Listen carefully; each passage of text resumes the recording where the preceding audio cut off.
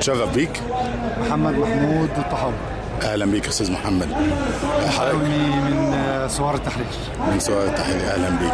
انتوا هنا في الخيمه دي خيمه شباب محامين مصر.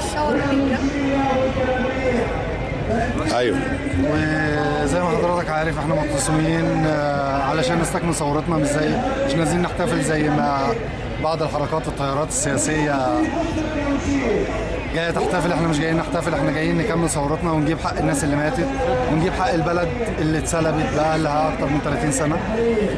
وعايزين نرجع كرامه الناس وكرامه المواطن المصري، وعايزين نعيش حريه، عداله اجتماعيه، ودي اقل حاجه ممكن الواحد يطالب بيها.